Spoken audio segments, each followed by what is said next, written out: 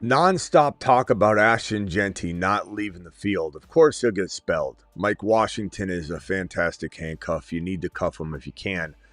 But a lot of the Kubiak runs to running backs, Kenneth Walker, Charbonnet, Smitty. I'm worried. Raiders offensive line. We're hearing multiple report after multiple report suggesting that Ashton Jeanty is not leaving the field. Not very often, anyway. Workhorse volume, full-time job, of course, but those words continuously being used. And Jeanty even talked about this and said this, and it's been backed up consistently by Coach Talk. Jeanty's going to the moon. You don't have to be on board. In fact, I hope your majority of people aren't on board, because to the moon. We would love to relish in the ADP as long as we can, but ladies and gentlemen, he'll be climbing higher and higher and higher. Ashton Jeanty. Right now on Underdog, we'll be drafting on Underdog using promo code Smitty. Underdog will match your first deposit 50% all the way up to $1,000 in bonus credit. So hit that link. According to the ADP data, I'll pull it up fresh right now as we speak from Underdog. Jeanty has an ADP of 12 overall. So he is at the 12-13 turn. That means in many situations you will get him at this 13, this 14 pick. His ADP lives at the 11-12, but you will get him a lot of the times. You'll get a player 1-2 spots consistently below that ADP data. So that means you're getting JJ Jeanty, you're getting St. Brown and Jeanty, you're getting a Hampton and Jeanty, HN and Jeanty, over and over and over, rinse and repeat. CeeDee Lamb and Jeanty, potentially. My favorite pairing right now is JJ and Jeanty. The Fantasy Football Show Graveyard Edition, live pretty much every midnight Eastern edition, begins right now. File on in. Live from the FantasyFootballShow.com studios. It's the Fantasy Football Show. Live! Monday through Friday, 8 p.m. Eastern. Smitty is also live whenever news breaks. You're watching a graveyard stream. Very pleased to see that we are live on Rumble right now. We had a little bit of a snag earlier. Guys, it's going to happen once in a while. I don't know what it is about the handoff on that. I'm doing everything right on my end. I've had a bunch of people DM me, Smitty, telling me some elementary stuff that I mean, believe me, I'm a well-versed IT specialist at this point. So it's nothing that anybody can suggest to me, I promise you. But there's a lot of moving parts to a show like this, and it's not just a multi-streaming glitch. It's other things that happen. But anyway, there's nothing here. JP says, do you play with grandmas? JP, I don't know who you're even talking to in that. I know you're not talking to me. Because I draft in $1 million contests. So I know it's not me. So continue to scoop up this man, Jeanty, over and over and over right here at this turn situation. And quite honestly, if I was to throw out some Ashton Jeanty predictions, let's just throw Jeanty's mug up on screen here. This man's going to go crazy. He's going to go crazy. There's no debating Gibbs is one for me. And while I'm drafting Bijan number 2, and I'm not contemplating anything else, there's a world where Jeanty finishes as RB2. And the only reason I'm going to say that is nothing to do with Bijan. And I think Bijan will be my 2. I will continue to draft Bijan as my 2. Understand what I'm saying. Even putting this on the board here. Running back 1, number 2, Jeanty number 3. The reason that this could end up at the end of the day flipping is you have an incompetent head coach in Stefanski over in Atlanta. We're hoping Tommy Rees can circumvent all of that. There are 2 quarterbacks over there, which is probably one of Stefanski's biggest problems, is the quarterback position, and he's a buffoon when it comes to that. You've got Tua and Penix Jr., so you're pretty much covered because we know what Penix can do with the offense. Tua's probably going to be better than Penix, at least initially, in terms of yardage and production. And if it doesn't work out, well, then no problem at all. They just go straight into the Penix Jr. rotation, and then we know what we're getting. So you're kind of protected there. But Jeanty, to me, is capable of one of those 1,400-yard rushing seasons. That's rushing yards. He's capable of 400 receiving yards. That's receiving yards. He's capable of, let's call it 65 receptions, and then some total touchdowns. He's capable of a 15 touchdown performance plus in 2026. This is an 1,800 to 2,000 total yard player. Wouldn't surprise me one single bit if this was 450 and this was, 1,495, 1,500. This guy could run for 1,500 yards. Don't believe me? Go watch some of his college film. Like, understand who this is. This is Ashton Jeanty. This is one of the best running back prospects to ever come out of college. And the man did amazing things last year. Top 5 in so many metrics. But even though he was handed the worst situation offensive line-wise in the National Football League. But let's make these kind of floor projections. 65 receptions. Yeah, 15 touchdowns is a floor total for me. 1,350, let's call it. And we'll say receiving, he gets you 400 yards even. That's kind of your floor numbers. And if you wanted to floor these touchdowns out a little bit, I guess we could probably go somewhere along the lines of 13 to 15. But I truly believe this is a 15 total touchdown season. 1,300 plus yards, 400 plus yards, 60 plus receptions, not coming off the field, consistent messaging around that from the staff, from Jeanty saying it, and the coach conversations after, coach speak backs it up. I mean, we're hearing nothing but this is not Kubiak's rotational running back situation. This is a totally different player. No knock on Kenneth Walker. Kenneth Walker is a great player. And when mixed with a good situation can give you Arian Foster-like numbers. Arian Foster was not an elite player. He was a very good to great running back that played in the most elite situation he could have played in Houston back in the day. Priest Holmes was not an elite player. He was a very good to great NFL running back that played in the most elite situations. So Arian Foster, Priest Holmes were as good as Barry Sanders, as good as Marshall Faulk, as good as LaDainian Tomlinson in production, but not in talent. Barry would run circles around those guys. Marshall Faulk was so much more gifted than Priest Holmes, or, Sean Alexander was kind of one of those guys that also was super talented in certain ways.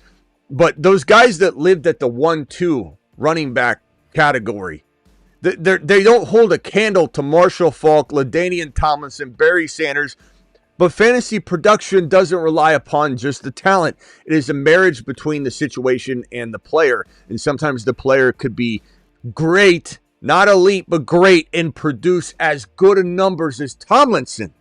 It's just the way that it works in fantasy.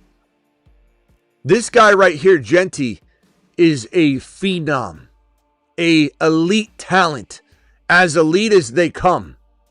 He plays a little different than a Gibbs or a Bijan. He's got a few skill sets that might be not as on par with an overall well-balanced Bijan Robinson, but this man could outperform any of them if the right situation collides with his talent, because he's got the talent. And Bijan does too. Bijan, Gibbs, Jeanty, the most elite players in the National Football League. Love is there as well. Achan's definitely in the ballpark, but a very unique type of running back. It is Bijan, it is Gibbs, it is Jeanty, it is Jeremiah Love. These are 4 running backs that any generation you plug them into, you're going to get elite play. You plug them into an elite system, which you might think Arizona's not an elite system, but it's a very, very good system for Jeremiah Love. And that will be proven. Detroit didn't seem like the best landing spot when Gibbs landed there. It was crowded. Swift was there. Monty was there. What's going to be made of that situation? Bijan Robinson landed in Atlanta. Tyler Algier was in the way. You had a horrible head coach that misused the entire running back stable. Didn't look like a great spot, but it's a fantastic spot now. Jeanty same kind of, situation. Lands in kind of a bad spot. There's a lot of upside, but the upside wasn't revealed until they scraped everything off of the foundation, tore the foundation up, re-cemented down a new foundation, dropped the cement, let it dry properly. There's rebar in there. Everything's perfect this time around. Now they're building everything from the ground up, and it's going to be on steady ground. Jeanty's going to the moon. I don't care if people don't want to buy into it. I don't care if somebody has PTSD. None of that matters to me, because I'm going to get him at Steel territory over and over and over and over again. So let's see here. We're going to go on to the next piece of news here. George Pickens is still holding out, and let's just confirm with Rex what's going on there. I don't know if Rex will have any information for us. Hey, Rex, question for you, pal, and we're going to have to replace this. This is Rex Intelligence, not Kruger. Rex, can I ask you a question? Can you tell me, is George Pickens still holding out, and what's the deal there, pal?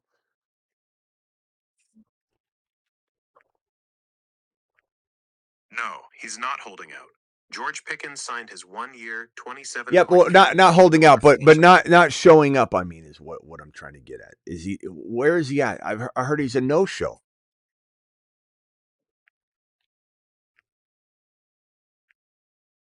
He's skipping the voluntary OTAs right now. OTAs just kicked off yesterday on June 1st.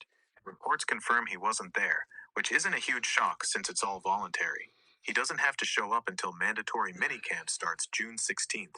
If he's not there by then it becomes a real holdout with fines. Yeah. Right now, he's just... Which it won't happen, by the way, just to clarify. But he isn't there. He isn't there during voluntary OTAs. It's essentially, a concern, but not likely a lengthy concern. But the reason it's brought up, and the reason that this is potentially going to be one of those situations, we just monitor.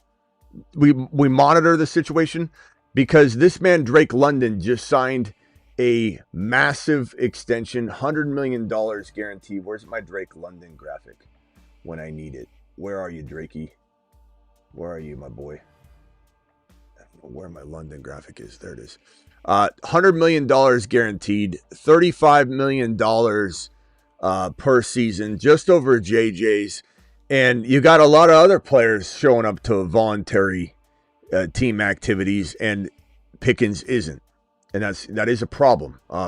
How is it holding out its OT? Scribble, why are you always complaining about something? Optional activity. Don't you understand that other players, elite players, are showing up? Don't you understand that everyone else shows up?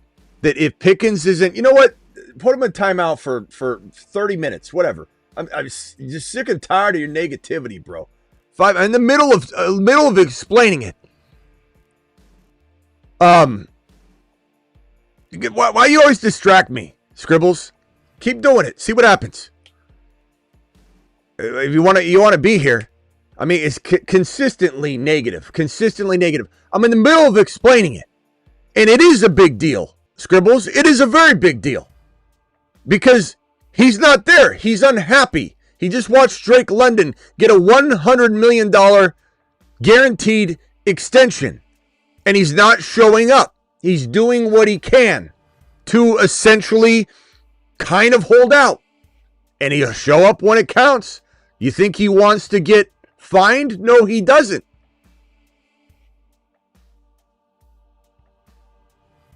So we got to watch what, as I was trying to explain before he completely rudely interrupted my train of thought and everything. Where's my my Drake London contract bit here? $141 million extension through 2030. Puts him as wide receiver 3 on the annual chart. Puts him at, this is the guaranteed money. JSN. Jamar Chase, Justin Jefferson, Drake London, CeeDee Lamb, Garrett Wilson. He's 4th in guaranteed money. He is Drake London, that is. 3rd in annual salary above JJ now. JJ 35.0, Drake London 35.25. So, the only way this man can do anything, his little attempt at maybe making a little bit of a scene, is to not show up when he can. Not get fined, obviously. But who's to say this doesn't get crazy? Who's to say he doesn't get an extension by doing this? Who's to say Jerry just trying to control Pickens and everybody else, especially when he tries to make players do deals without their agents? Jerry's a mess. Who's to say Jerry isn't going to say, you know what? Now that you did what I said, and I said to sign the franchise tag, and we're not extending you, so sign it and sign it now. George signed it, probably not happy, but he signed it.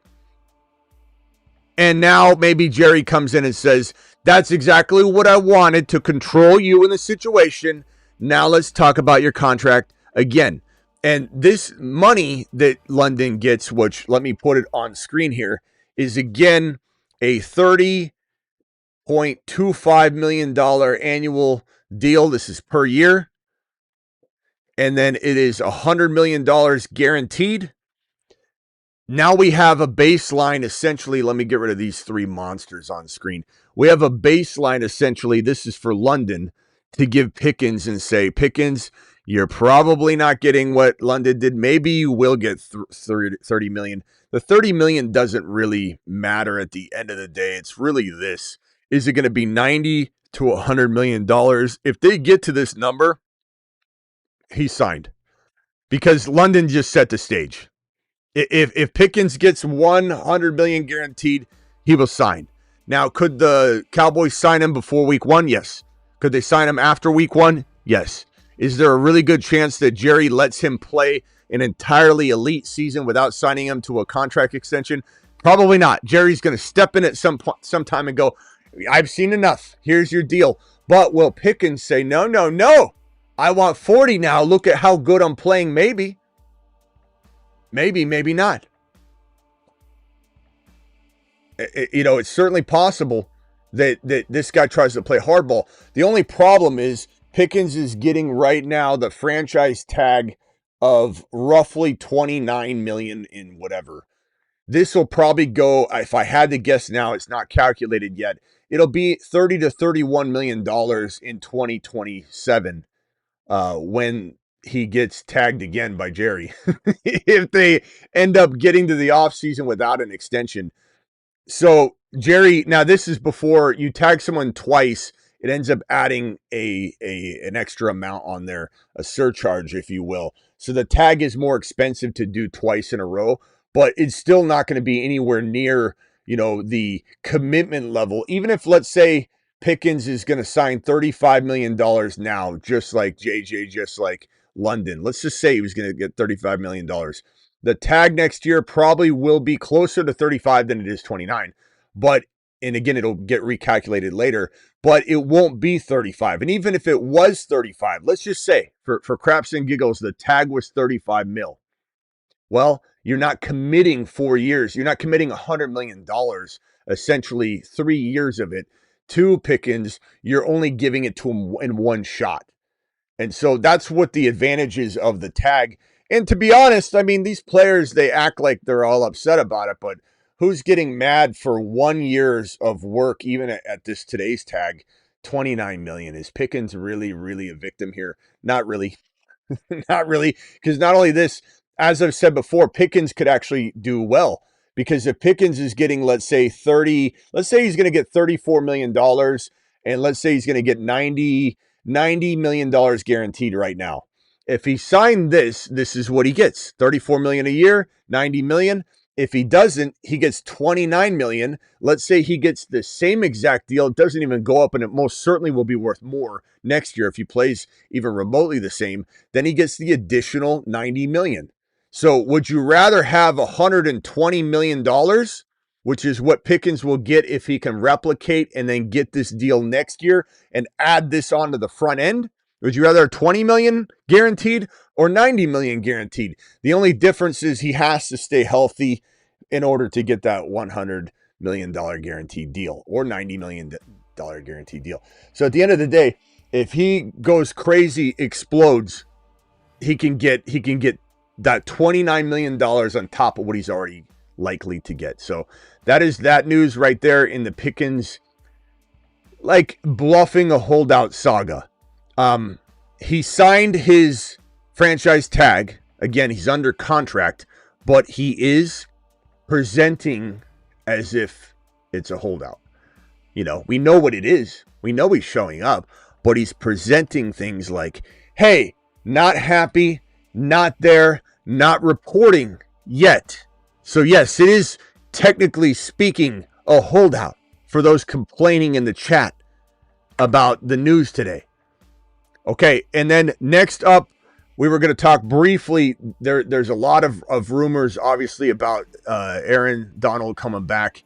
Certainly feels like it's brewing. It definitely feels like it's brewing. For those that missed it, Mekhi Lemon suffered a hamstring injury. Yes, that is Mekhi Lemon standing by the yellow trash can pail that the footballs get thrown into. Lemon kind of limping around, hamstring injury. Don't know how long he'll be out, but he's already injured. London, we went over that. Let me see. Marvin Harrison Jr. is this news is interesting. Marvin Harrison Jr. expected to play the X wide receiver role, the Devontae Adams role. Puka Nacua role. Why are we getting this? Because of LaFleur, and he comes from the McVay tree, so this has been a lot of the comparison today. But we're going to have, hopefully, a breakout season out of MHJ.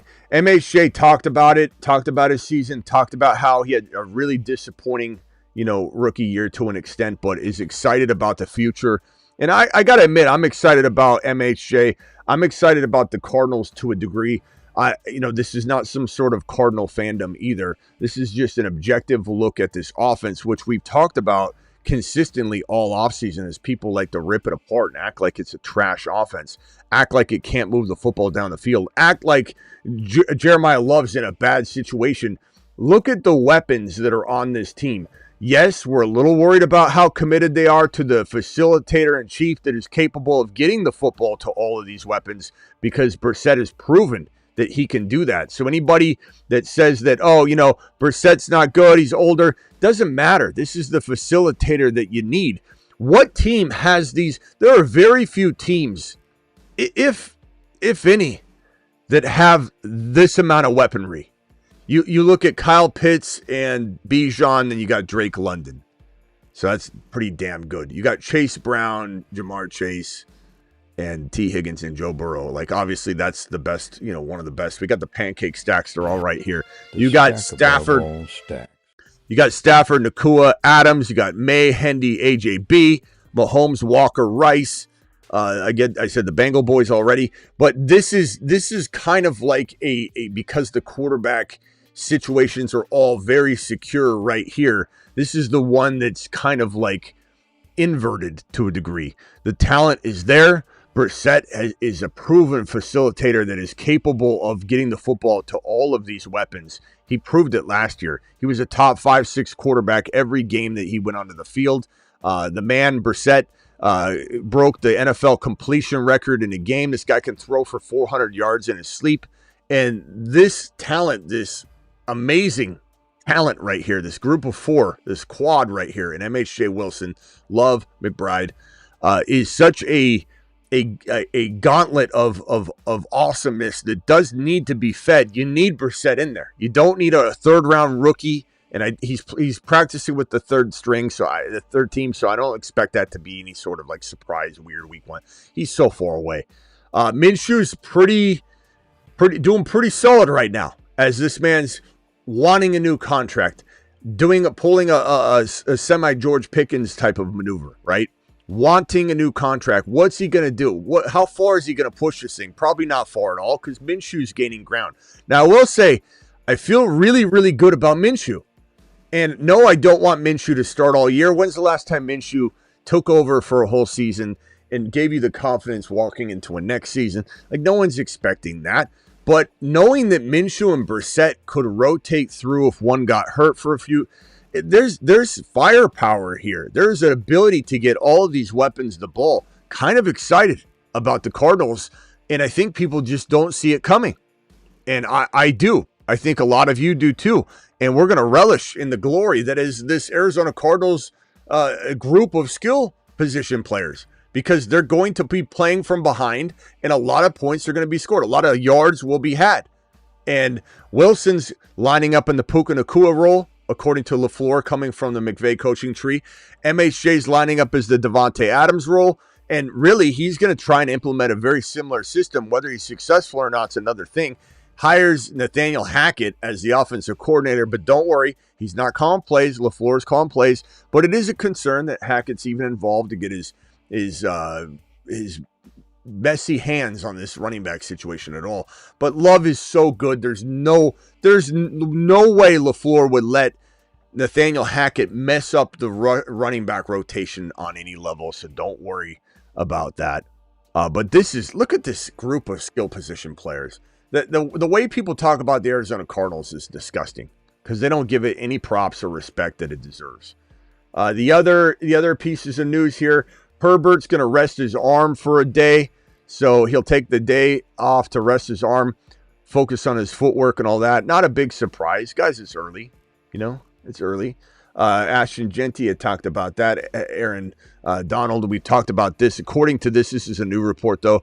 Obviously, on my Instagram, you can see him working out. I got the video of Donald working out and getting ready, and everybody's amped up, and they're just thinking that this thing is gonna happen. A lot of people are thinking that. All the reports suggested. I believe it to be true.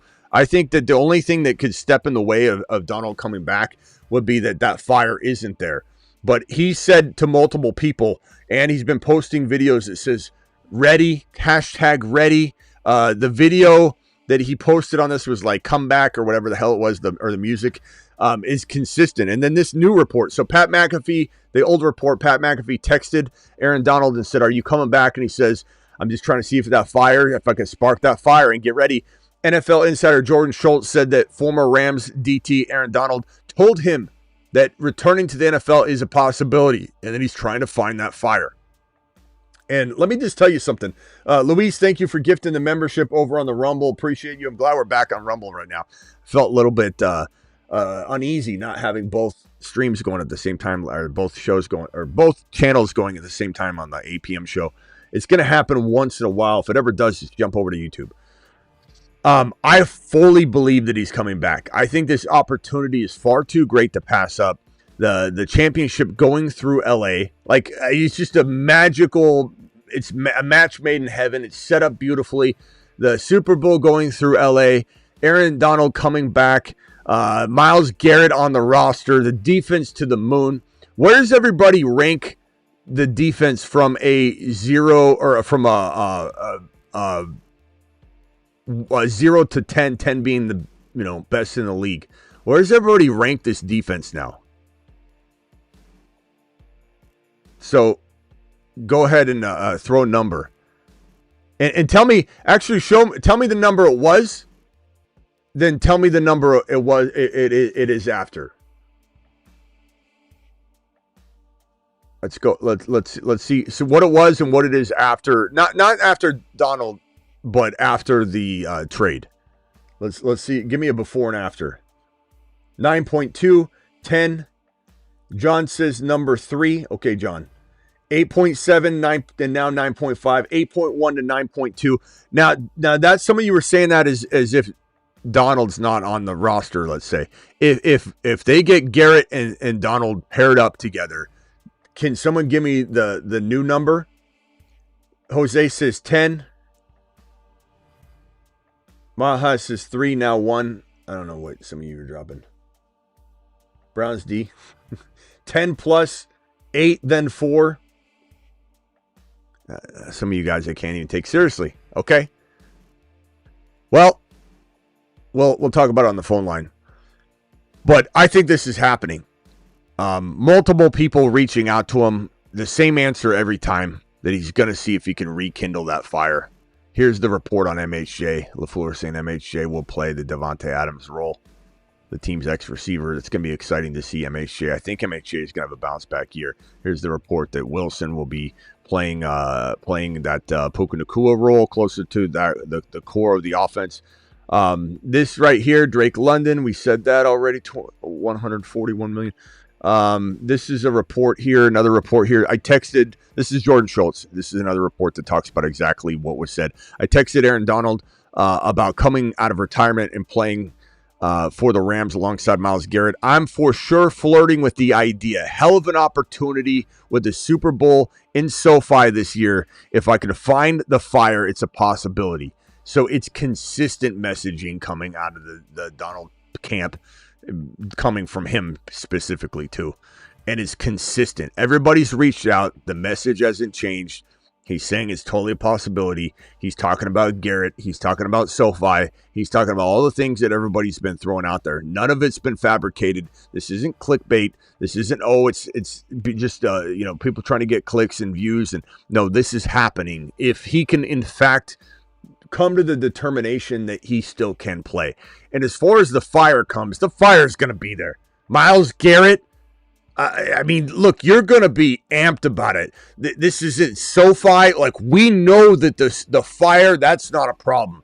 Donald just has to figure out if physically he could hold up and do it through another season, which I fully think he can. I think he can run circles around most of the people in the NFL still at 35 years of age.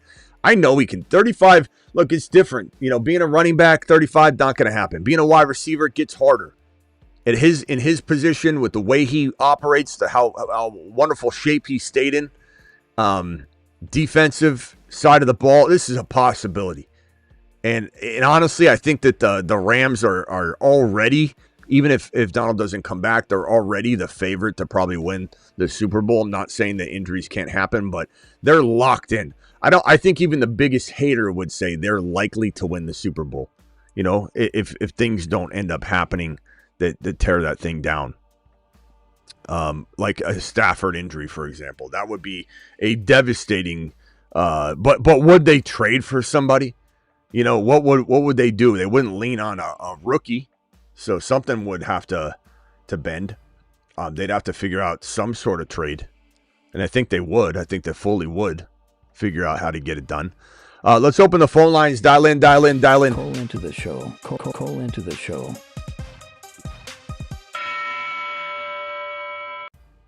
If Minshew starts stock down, yeah, and I wasn't saying I wanted Minshew to start. I'm just merely saying, if we saw this painfully happen with Joe Burrow went down. Thank God they brought in Flacco. Thank God they have Flacco now. But when Browning went in, or if in the example of the Rams, if let's say Stafford got injured, I feel like Minshew's better than a lot of these teams have in place, is what I'm saying. Like survival for a couple weeks could be okay. Or if they went with Minshew, I think it'd be okay, and eventually Brissett would get in there.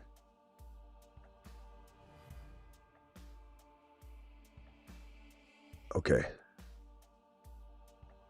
Scribble says, why am I labeled a hater? It's consistent. I'm in the middle of explaining it to you, Scribble, and you end up saying that he's not holdout. How is this a holdout? You're literally arguing with what I'm trying to describe and explain to you, but you do that on occasion here. It's not the first time, but I'm literally, you're in the chat telling people that what I'm saying is wrong is what you're doing. And it's okay to disagree, but it's also a different thing when you're in the chat doing it. So just don't do it, and then you're fine. Did I kick you out? No. Did I block you? No. But did I want to sit there and consistently see you saying the same thing over and over while I was in the middle of a news break? No, I didn't, Scribbles. I don't. So just don't do that. Don't do it. If Minshew starts stock down for me, only because I think if Minshew is starting, Brissett isn't on the team. If Minshew is a backup, I don't think he starts. Well, I think he's on the team, but I think he's very upset. But I think he probably doesn't start. Brissett's starting. Unless things go sideways and Brissett really takes this thing to the distance, or gets injured or banged up, and like that could happen. Where let's say Brissett got banged up because he's been missing time or whatever, and then Minshew goes in, fails, Brissett goes in, nobody over his shoulder, he's going to go crazy. Not to mention Brissett being a veteran isn't going to care about the shoulder thing. Nothing's going to affect him. Like Shador having Watson behind him is probably a bad idea. I think you need Watson to go out first. If he craps the bed, there's nothing. No one's looking over Shadour's shoulder. He'll play fine, But with Brissett, he doesn't care. He's too old for that shit. He's like behind me, in front of me, on the side of me. I mean, you could come into the huddle, and it's not going to throw me off. Like he's a veteran. He's done this before. He doesn't care. Brissett is the best thing that could happen for the Arizona Cardinals, and I don't think the Cardinals will screw this up. They know how good Brissett is. Remember, Brissett's not out there doing anything right now to impress anybody. That's partly a problem, but it is something that I think once LaFleur even sees him, he's going to be like, this is a clear difference between him and everybody else. The man's understanding of everything, the offense, his rapport with McBride, setting McBride back like a generation just by going any other direction. Like McBride, if Brissett's named the starter, which he has been named the starter, let's get it clear. Like Mile High saying Brissett should be the starter. Brissett's already been named the starter, but he needs to be out there and everything, for him to not get replaced or something. So he's named the starter. But once this thing feels like it's been hammered out, and they may give him like a right-size contract, like upgrade, so to speak, a 1-year right-sizing, if you will. Just a little bit of a raise to be the starter this year. I think so.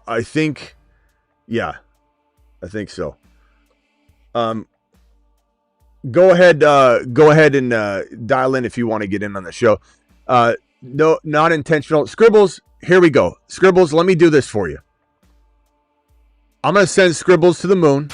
To the moon. I'm going to give Scribbles a standing ovation. Let me merge this call real quickly. Hang tight. I'll merge you in here with DJ, and then I got DJ. I think it's Travis and DJ. Let me give you a standing ovation. Let's start over, Scribbles. Let's go. Mashed potatoes. Okay. Yeah, buddy. And let's just reset. Go ahead, DJ. You're live. Then over to Travis. Best show on the planet, Smitty. What's up, squad? Travis. Jeanty. Yeah, I'm just leaning into Kubiak. I'm under the impression, like, with his pops and his pops' history, that scheme that he's going to be implementing with an undrafted free agent that his pops had in Arian Foster, Kubiak made Sharps. Sharps a good back, but, make Sharps, a threat to, like, Walker, and even considered about Walker, Sharps coming back to take over Price. My point in saying all of that is I have to lean into Kubiak. And none of these running backs, be it Kubiak's dad or even son, has been a Jeanty. We had Arian Foster. You had Terrell Davis. There were a couple of them. But Terrell Davis, a 6th-round pick. Arian Foster, undrafted. And system made them like all pros.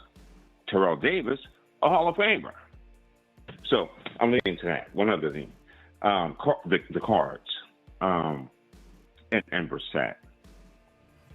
Yeah, Brissett's good. He's a pro QB, man. Hackett. Hackett was hired there. This is my opinion, City. Hackett was hired there because he knows the system better than LaFleur. Who is Aaron Rodgers' main guy? Hackett. Nathaniel Hackett. And if Rodgers didn't have an option or job, I do believe he would have been in Arizona. So Hackett is there because he's got experience. Hackett is there because he knows the system even better than LaFleur. What's the last thing? I'm going to disagree with you on that one there, DJ, but I don't think Hackett knows his left hand from his right hand. But that's okay. We won't always agree. Well, you know what? I'll say LaFleur might be able to execute it better. But Hackett has been in that Green Bay, San Francisco system even before LaFleur. Was he? Was he there, or was he just sitting there with his mouth open, breathing? No. The system Hackett preceded the LaFleurs. Yeah. All right. Well, neither here nor there. Thank God for me So that he's not calling right. plays. So hopefully Hackett Right. doesn't even have an So iPad. Hopefully he doesn't have a parking spot. Hopefully he's just yeah, let's get rid of just him. my Let opinion Aaron in the Rodgers bring him in. inside in there. All right, go ahead. Just my opinion in the inside as to why Hackett is I- there because I don't I know agree with why. everything else, but that I cannot condone. Go ahead. What else you got? Brissett. Yeah, Brissett. Let's hope he's there, man, and he's delivering that ball. He will. This is just like for them. Pickens. It's a message, but it's the only leverage they have right now. You know, eventually they'll show up and look, the team's already named him a starter. What are they doing right now? They're doing layups. You know, this is like when your coach says line up for layups, right hand side layups. All right, switch the ball over to the left side. Like there's some important stuff going on, but this is layups. They're just doing layups out there. They're just doing some drills. There's nothing crazy. So Brissett will be fine. He's a veteran, but he does need to make sure he does not drag anything out that he would be capable of maybe doing. I don't think he will. Players don't not show up during mandatory. It just doesn't happen anymore. That with the NFL not forgiving the fines anymore, it's a whole different ball game. You know, that really doesn't happen much anymore. So he'll be fine. Fair enough. Last segment. If Stafford goes down, they got to trade for a quarterback, right? I mean, they are all in my opinion. Which is, again, the Brissetts of the world, they're important. I mean, you can't have Phillip Rivers coming back into the league up accounts after, 5 years? No bueno. Best show on the planet, Smitty. All right, thanks, DJ. Thanks a lot. Travis, you're live. Yeah, just real quick. If Stafford went down, I could see them trading for a Minshew or a Brissett. But they have Stetson Bennett there, too, and he knows how to run the system. So it would depend on who was out there now. I don't know, maybe if there it was a Flacco or a Brissett, someone that might be a little bit better, could take it to the next level a little. But, they like Simpson. I don't know about McVay, but they liked him enough to draft him. So, maybe he gets in camp and looks good too. But yeah, I was calling on Aaron Donald because I think like I said, I think it goes to, they were like an 8.7. I think they're like a 9.5 now. I mean, Garrett is that much of a difference maker. Where would you rank them? Where would you rank them on both sides? Where would you spitball? Where would you rank them on both sides of the football? So we have the rush and then the pass. Oh, I mean, at worst, the pass has to be top 3, right? I think. Chat vote. Let's real quickly do the pass and type pass in the number and type rush in the number, because we'll get to a point. On offense, you mean rushing and passing? A defense. This is a defensive ranking. Yeah.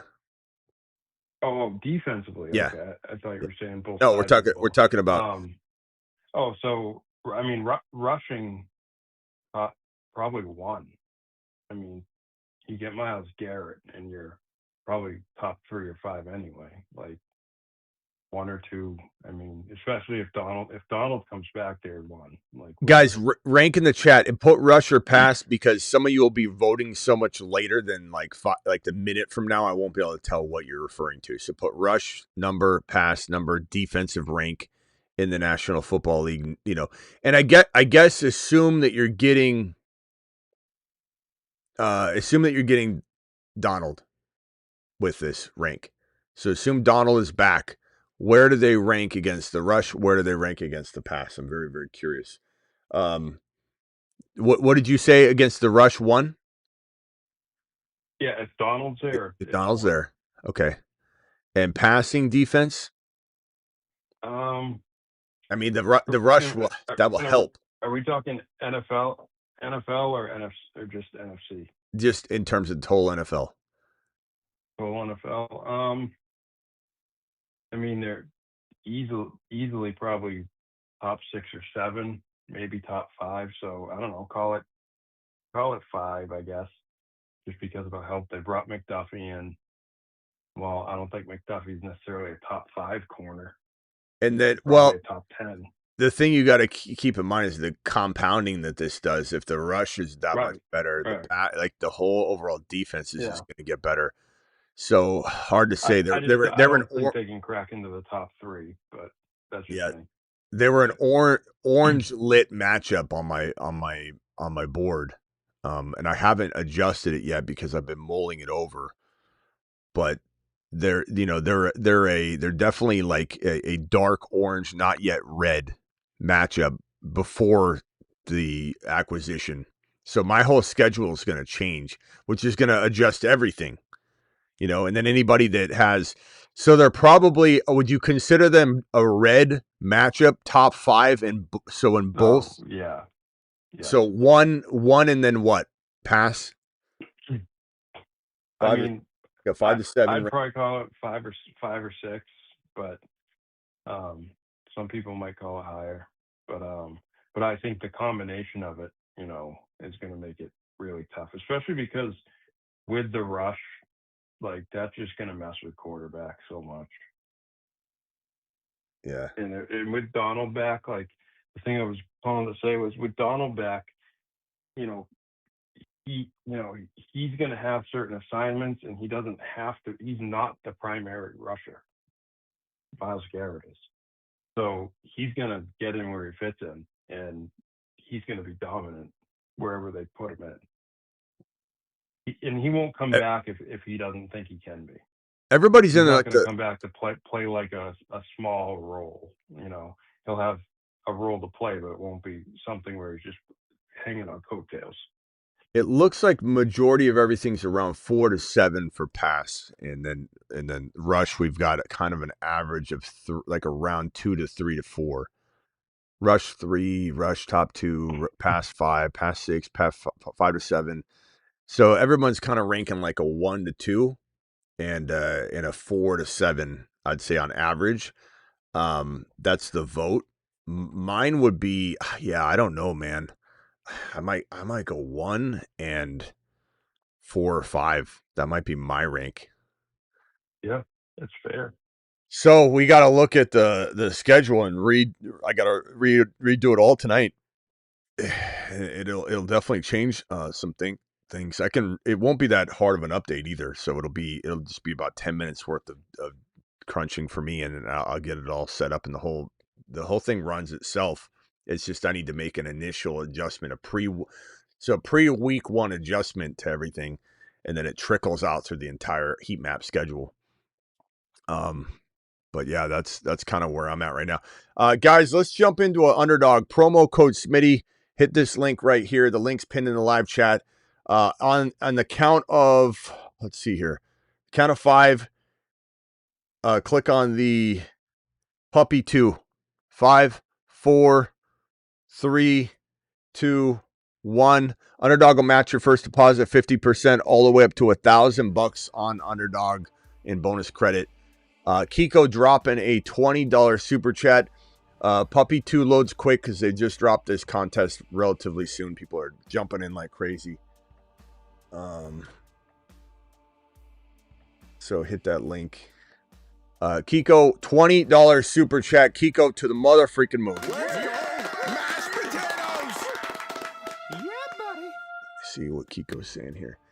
He says, Smitty, showing love. If I have K9, should I get Emmett Johnson? Absolutely, bro. You know my question. What's up with BTJ? Let's see where we draft him tonight, Kiko, because I've been drafting him like crazy. Tomorrow might be a BTJ video during the day. I didn't have time to do it all with all the Donald stuff today, but BTJ basically said he's playing hurt all last year. And I don't know, man. It's making me start to think like BTJ, not necessarily number 4 overall BTJ, but BTJ might actually, let me see if I'm on the clock here. Hold on. Might actually still be in there somewhere. I'm getting really excited about BTJ. I'm starting to draft a ton of them. This is a puppy 2 on the clock. I'm going to take JSN per usual here. I love JSN in the 4, 5, 6 territory. I've been taking a little Puka Nacua.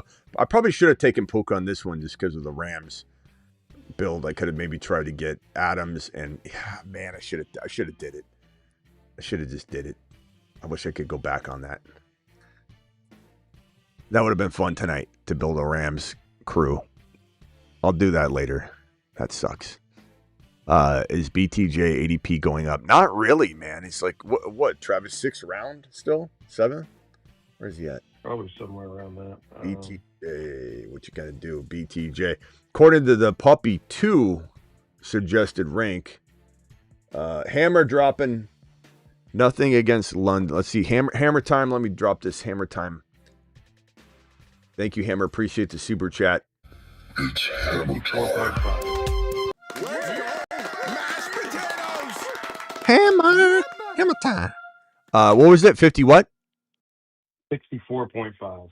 64 point. I think he said 54.5. I'm like, he has been climbing. But 54.5. Let's see here. Hammer, thank you. Do Let you me worry about consistent targets with him at all? yeah. I've admittedly Sure. said he's probably the one guy I have the most trouble with figuring out what I want to do, how much I want of him, what he's going to be.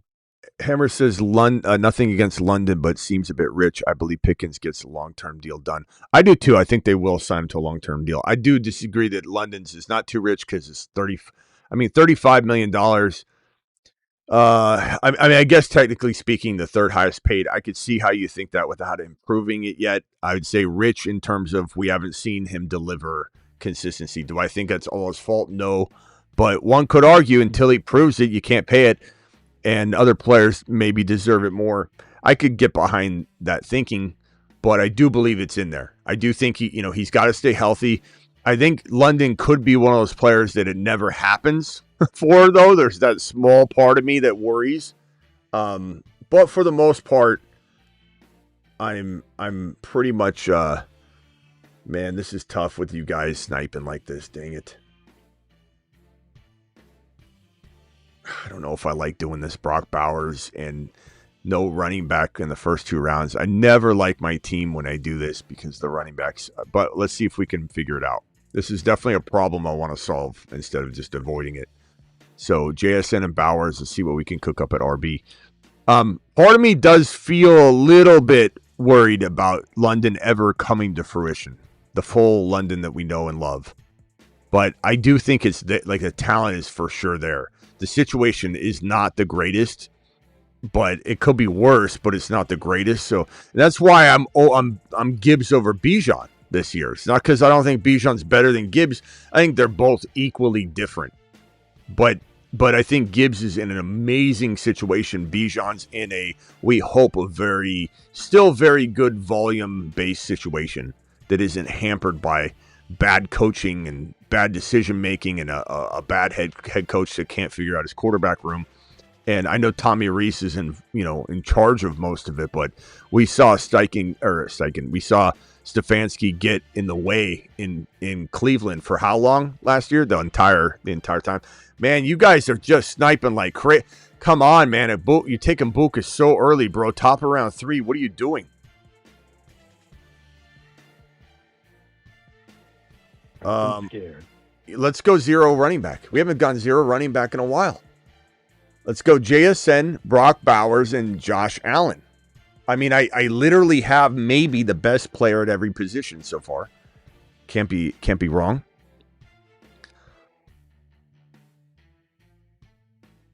Man, what are you guys doing though? Can't have nice things. Love goes too early. Can't grab him. I couldn't even get Buka at the end of round 3 if I wanted. If I was in this draft, because we're taking him at 3.3. Buka's ADP 39. Yeah, where'd he go? 27. What are you 27. doing, bro? What are you doing? You guys gotta have patience. Full round up. You gotta execute patience. You can't just be like, I want to drop the show, guys, now. You gotta show and execute patience. Jeez. And just because more often than not, it's gonna hurt you when you're doing this many drafts. Like, okay, cool. So 3% of the draft, but you're probably still not gonna win. I know. You've thrown all those other drafts away. I like where Rice is falling. Hammer, you got to like the Rice value, even though there's still concern or whatever. But like he is falling to the end of 3 now, so he will soon maybe be our 4th drafted player, and that's value I can get behind again. That's baked in, boys. What do you think about that, Hammer? You're live. Yeah, there's something I feel like that I think it's going to be a lot worse than people think, unfortunately. I mean, I'm outside of I'm not even a Kansas City Chief fan, but I'm just a huge Rashee Rice fan. I feel like whatever he did, it was. You out now? You're out on Rice? No. Oh. I'm just saying. I think Goodell might do something. Oh, I think it's going to be something relatively serious. I think it's a 4 max for the violation of a probation, but I think it's just how many things and whether it was the substance where he was, it's that he's not getting it mentally. Yeah. That I think there's a world where I don't know what that punishment is, but I think it's going to be more than 4 games. It could, there could be something to where Goodell said, and I don't know what the NFLPA would do because for that specific violation though, and he's already been punished for what he did, so it's hard. It's hard. It's more the principle of. Yeah. It's the principle of. Yeah, I get you. Not getting it. I get that you, was but my initial thought. But I don't think they can technically, to the letter of the law and policy, though, do anything more than the maximum on it. So, because it technically speaking, he hasn't done anything new. He violated his probation, which they have that, I believe, in the policy as a 4 game, I think is the max. So I hear what you're saying, Hammer, and I do wonder if the commission will step out of bounds on this one and say, I had a conversation with them. I told them. I mean, you're not wrong in thinking it's possible, though, Hammer. It's certainly the commissioner can do it. Could it be something like, okay, by that policy, violates probation, that's 4 games, and now because you're like a repeat offender in terms of, we let you off easy last time, but you did get suspended already for 8 games. There's something we can slap on top of that. Maybe. Or do you think the players are so? I don't know. I think it's 4 games max too, but I'm just kind of questioning. I mean, Andy Reid did say, and I know that he didn't say it like some people are reporting it like Andy Reid had the information and it was cemented, but Andy Reid said it a little bit more questionable. But he did say, as far as he's heard, there's no suspension news or anything that's going to happen. So he's moving forward as if nothing's going to happen. That could just be that he's trying to say he hasn't heard from them yet. But it did feel like a little bit more than that, and it felt like a little bit less than what people were trying to say in terms of Andy Reid already said there's no suspension. He didn't say that. I mean, but he did say Andy Reid's about the best coach you would want. For dealing with the personal stuff. And I feel like if he gives you an opportunity to be honest and essentially you're not, then he might be done. But you want Andy Reid in your corner. And I mean, he's done a lot for a ton of guys. He's probably eating a Big Mac, too, while he's talking to you about it, too. He's probably just eating a Big Mac going. Just chilling. He has the double Mac sauce with it. Yeah, just digging into it like, hey, don't worry, Rashee. It happens. Hold on. Happens to the best of us. But, he loves Rashee. You could tell he loves to be supporting him. Oh, yeah. What do you guys think of his team? What do you think of his team real quick? JSN, Bowers, Josh Allen, I'm going 0 RB. Very rarely done by me. But the way the board fell and with the snipers in the building. I went with Hendy and Tootin as my running back 1 and 2 at 4 and 5. Kind of interesting. So I made a roster move, which... So I traded Gibbs, which I was not planning to do, but I got St. Brown and H-Chan for him. Oh, and that's not bad. It was something that I'm like. St. Brown and who? I got H-Chan and St. Brown straight for Gibbs. That's a lot. Yeah, that's great. Yeah, but it just didn't feel like. Who did that? It didn't feel. Who did that trade? Just someone in the league. But do we know who they are? You know what I mean? We know who they are, don't we? Yeah, of course. I'm not. I'm not. You don't trade in. You don't. Hey, Hammer. You don't. Hammer. You don't lambaste and tell. No, I don't want to but I was. He's a gentleman. I was a little shocked. I'm not gonna. But he's a gentleman. He's like, my heart was like, dude, I don't want to do it, but my brain was just like, that's just too much value. Trade Gibbs. That's a. No, I mean. You sure you did that trade? You didn't. That wasn't a dream. You got St. Brown and H-N? I very much did it, and that's almost the veto police button. Yeah, where is that? Where is that button? Have you ever seen this button? It deserves to be pressed right now. That's a bad trade. But I flipped St. Brown. We got CMC and Carnell Tate. It's a bad. Could go. No, I disagree with your CMC take. I think CMC is not going to need to touch the ball 400 times this year. And I know we talked about efficiency. I think he, again, will be more efficient when he's not going to have to. Mike Evans being there. And I think Carnell Tate is just, talk about targets. I think he's going to be top 12. I like Carnell Tate a lot. Hold on, boys. Let me just read off this team real quick. I ended up kind of, I don't know. Maybe I should have went DK or wide receiver here, but I wanted to shore up my running back situation. I got JSN, Bowers, and Josh Allen, maybe the best player at each position. I know, Hammer, you don't like JSN, but JSN, Bowers, and Allen, maybe the best wide receiver, best tight end, best quarterback in the league, or at least all of them are top three in my opinion at the position. Hendy and Tootin and Harvey. Oh, obviously try and get Coleman. I don't know what some of these snipers are going to try and do, but BTJ is my wide receiver 2. This is a pretty good looking team on a puppy 2. That's a very unique build. This is a very uncommon common. Very uncommon. This is a really uncommon team. I like it. This is good. I haven't drafted like this in a while. I'm starting to think I might toy around with the 0 RB for a little while now. Just to get like a handful of drafts under my belt with it, because it's such a scary thing to do. But look at what you can do. And even if you didn't like JSN, let's say I would have went Puka. You know, Puka or Chase, whatever. Go Chase, Bowers, Josh Allen. Or Chase, Bowers,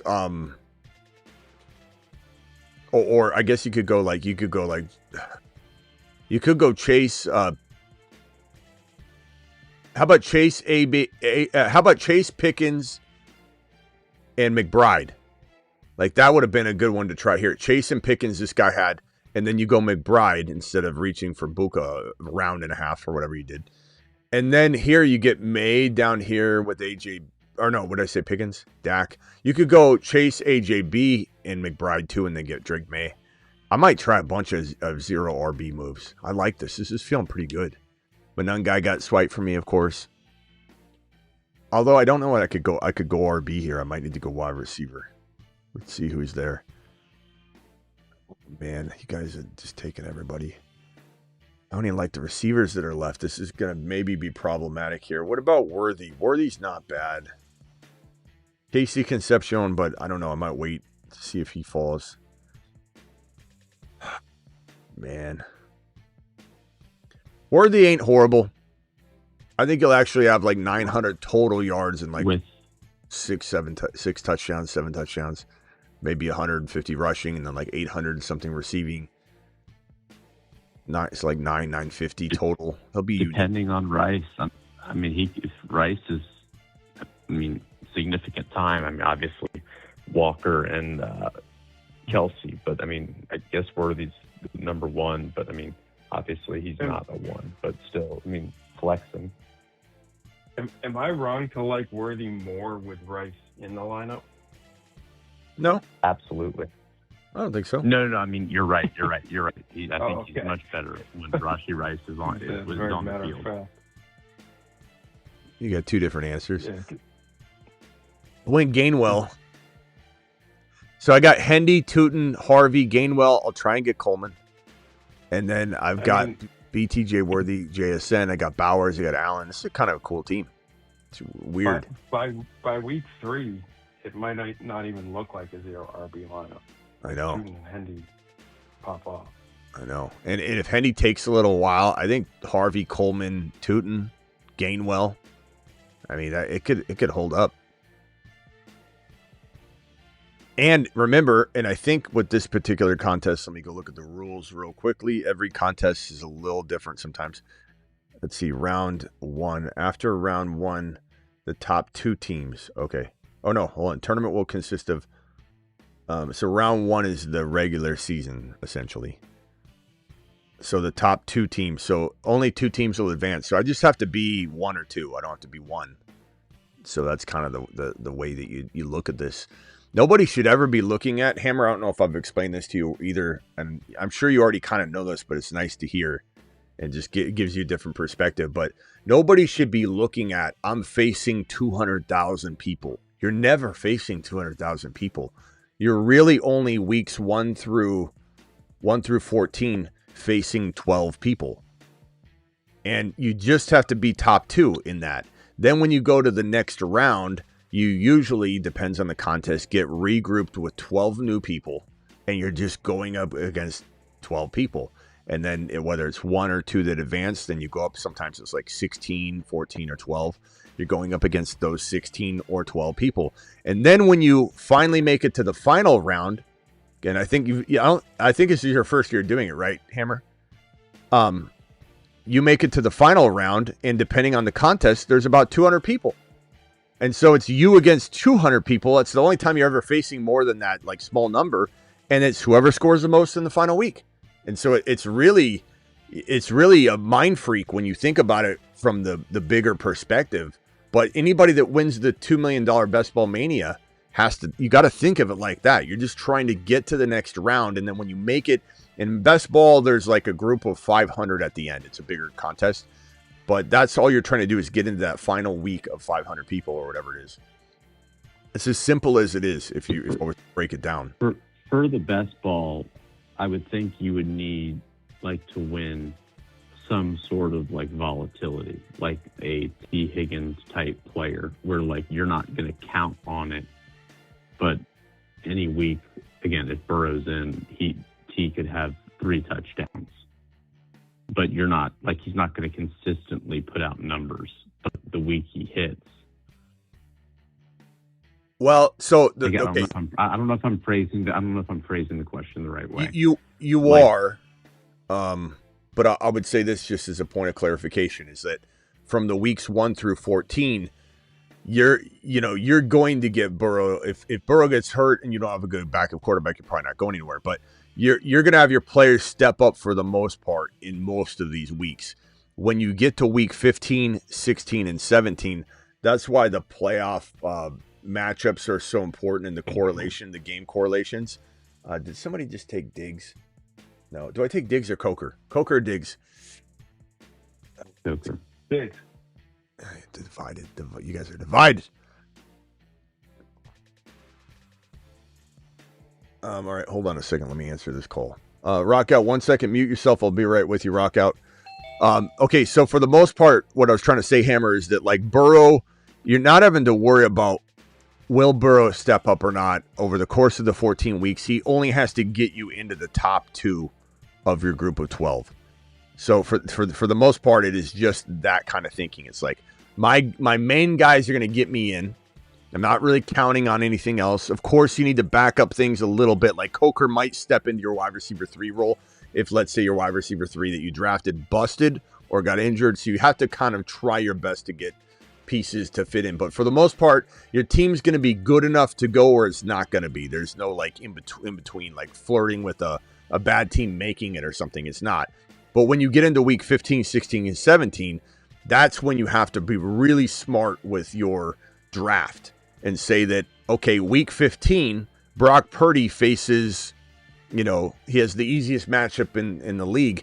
And let's say you even drafted another quarterback here, like let's say Bryce Young, just to throw out a QB that has the easiest matchup, and then you're still counting on Burrow maybe beating these guys out, but you're like protected there. Or you have Barkley, for example, in best ball is a horrendous player to have in the playoffs because he has the worst rushing schedule in the entire league in weeks 15, 16, and 17. So I don't draft Barkley really at all in best ball now because of his schedule being so bad. Because all that matters, you can get into the playoffs, but when you get in there, you're screwed. Unless he can overcome those matchups. But it's Houston, it's Seattle, and I think San Francisco back to back to back. Now, could Houston and Seattle suffer injury and become... Yeah, I mean, it's certainly possible. But so it really is kind of down to weeks 1 through 14 thinking, and then you have to have the playoff matchup under, in your mind. And especially like when you have two teams facing each other in week 15 and week 16, that's when, the magic happens. It's like you got Josh Allen versus, like, let's say, let's just craps and giggles. Josh Allen playing against JJ. Yeah, or whatever. Or yeah, you've got Jamar Chase going against Josh Allen. You got Josh Allen and Jamar Chase instead of Burrow and Jamar Chase. Like, I'd rather have Josh Allen facing Jamar Chase in week 17 than like having the stack per se. Let's see here. Coleman, I better take Coleman now. All right, I can't believe he's still there. You guys are taking everything. Let me show the board here. So my team so far: JSN, Bowers, Josh Allen, Hendy, Tootin, BTJ, Harvey, Worthy, Gainwell, Baker, Coker, Coleman. Pretty good. Yeah, I like that. Next up, I've got Gadsden, could be had, Pacheco, Sadiq, Tyler Algier, Antonio Williams isn't bad. Debo, I still like Debo a lot. Who are my running backs? Tootin and Hendy. Damn, I don't know. Could I go Gadsden? Get Njoku?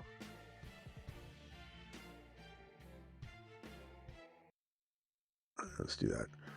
Luis dropping a $20 super chat. Luis, appreciate you. Then I'm going to go over to Rockout, then back over to Hammer, then back over to Travis. So let me hit this button here for Luis. Luis, appreciate you very much. Luis's super chat is as follows.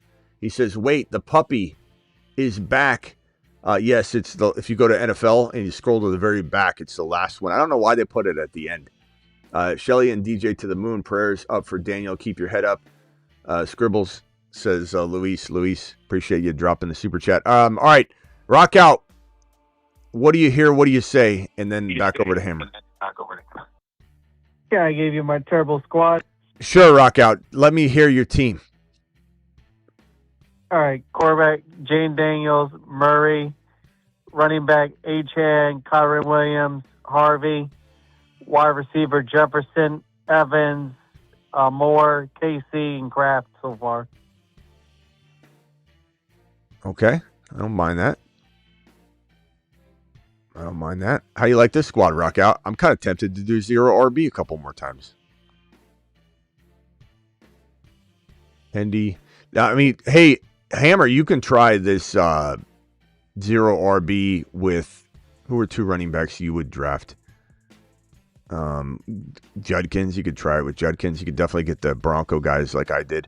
Part of me wonders what would my team have been if I didn't go Hendy and I went one more round. Like, would it be tempting to go? What wide receiver could I get? I mean, I could get Mike Evans. Would you rather have JSN, Bowers, Josh Allen, Mike Evans, Tootin, Harvey, Coleman? Or do you like the Hendy? I like Evans. You could go both ways. It's tempting to say, like, even go one more round 0 RB. But I'll maybe one more round. If Hendy pops off, the team's going to be fire. I like Debo here. I think Debo's finding a job. I hope it's in New England. I hope it's in Miami. I can't believe we're not hearing any movement on Debo at all. Nothing. It digs. Like, Diggs did post a cryptic Buffalo Bill montage. So I don't know if he's hinting that he's going back to Buffalo or whatnot on that. That'd be interesting. Yeah. Especially because Brady was the one who wanted him out. But they claim he's kind of accepted his role though. So. What, Hammer? Where are you putting right now AJB in your wide receiver rankings? That's a good question. Let me rank. Let me not even have to be dynasty, redraft. Yeah. All right, let me put them on the board here. Let me put them. I'll do them. I'll put them on the board. Let me just draft this selection here. What do I need here? I got Baker. I've got. Baker. Okay, I need a. I'll go. Dang it. Ted Hurst. I don't know. I was going to time out. Okay. I'll probably say, so my board would look something like this. Not in an exact order, but 2026 wide receivers. I'd probably say Chase is number 1. I go back and forth on that too, admittedly. I would say 2, JSN would be 2. 3 would be Puka. And honestly, Puka keeps going the way he's going. He could easily be 1, tied with Chase. 4 redraft. Yeah. 4, I'm going to say JJ, even though I would take advantage of drafting him later if I can get him later. 5, I would probably say Lamb.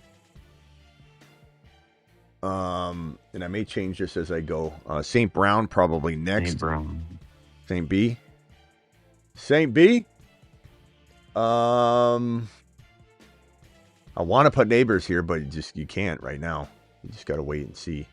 Not saying he's not close, but man, this is where it gets really weird because I don't like the way that it's shaping. So I almost just rank them differently in there. Well, you're into the. At this point, you're into London, Pickens, Rice, AJB, somewhere. I'd say AJB. This is redraft.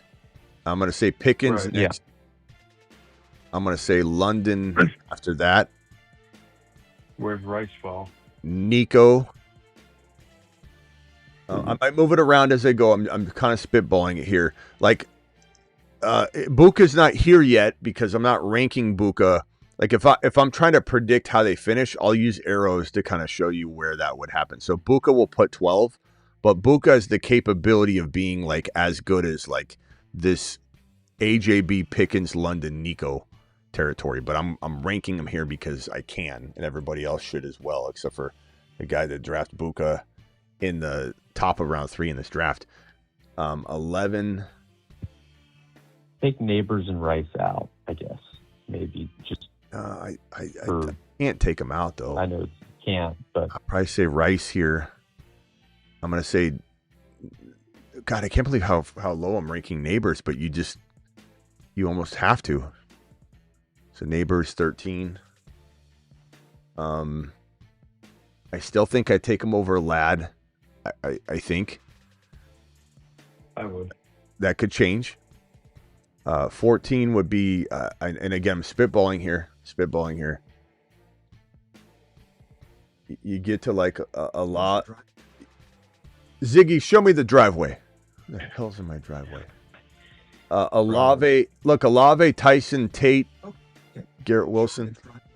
Yeah, show me the driveway. What are you doing? Mike Evans, you're good. I just wanted to know where you kind of had HAB, but it's definitely in the top 8, 9.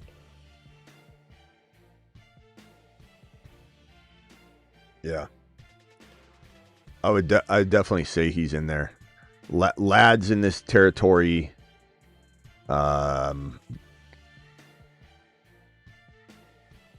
Garrett Wilson, and man, Garrett Wilson would be 7 if he was in a different situation. Tate, Tyson, and hold on, I might be missing somebody. Olave. I don't even know where I would move. Some of these, it's tough. I know someone's gonna say, "Where's Mike Evans?" Oh, sorry. Yes, thank you. No. You should have. Thank you. That's what I was missing. I know I was missing somebody. Evans probably. Let me grab Brissett here. Let me merge this call. Hold on 1 second, boys. I'd probably say. Thank you for telling me. I knew I was missing somebody. McLaurin probably down here, and I don't know where. Evans has got to be above Neighbors. I think Buka is going to be better than Evans, but you've got to draft Evans ahead. I would say Evans right below Nico. So I'd be Evans 11. Motion driveway. And then Rice here. That means Buka 13, Neighbors 14, Ladd 15, Garrett Wilson 16. Tate and Tyson, we'll just tie them at 17. Olave probably 17. Tate and Tyson. We'll call him Tyson. McLaurin. Man, I don't know. This is tough because, like, if anybody else says, well, where's Ted McMillan? Like, then I'm going to ask you, where's Garrett Wilson? Like, it's hard to do. It's hard to do because these are all really, really good players, but yeah, Evans, that was the one that I missed. I knew I was missing somebody. Am I missing somebody else? I'm spitballing this here. Let's see. Zay Flowers. Adams. I love him, but he's Adams. right there. Where the hell's Adams? Yeah, Adams. I think Adams, I'd go right here above Ladd, to be honest. I'm starting to really like Adams a little more in redraft. But the values, these guys are values. You got to be careful not. I know you like Tate a lot. You're saying top 13, top 12, top 14. I would still draft him a lot later, rank him a lot later, and then hope for more, for sure. Tyson and Tate are huge upside guys. Who else am I missing? Am I missing somebody big? BTJ, I would say probably. Honestly, I'm going to rank him lower, but I think BTJ can climb all the way up here with Ladd. It's upside. DJ Moore? Probably right around this area here. DJ Moore. I don't know. It's getting messy now. All right, so I forgot Adams and I forgot Evans. Oh boy. It's hard to spitball that though. Like you forget somebody. I was looking at a list, but it wasn't helping. Luis, you're live. Hey, what's going on, Smitty? Be here. Real fast. I'm here, man. So Neighbors, I understand, but where is Devontae Smith in this list, man? Probably I would say. Hold on, let me make this selection real quick. I already erased it. I think Devontae Smith would have been right where McLaurin was. So that's a good one to add. I definitely missed putting him on there, but it wasn't like he was that far away. So say like Devontae Smith, McLaurin. Who else do we have? We have BTJ right below him, but BTJ had a chance to move up, like I said. DK Metcalf is in this area where Devontae Smith, BTJ, Ladd, Ted McMillan in this territory as well. I would say J-Mo's below those guys. I would say Pierce is below those guys. Parker Washington below those guys. DJ Moore and probably slightly below Devontae Smith. And so I had DJ Moore about right. It was like right here. So yeah, I did miss Smith to put him right in there. But I'd say Smith is definitely still below. I think Tyson and Tate have a chance to outscore Devontae Smith, but you could probably take them obviously way later. So you're not drafting them over Devontae Smith.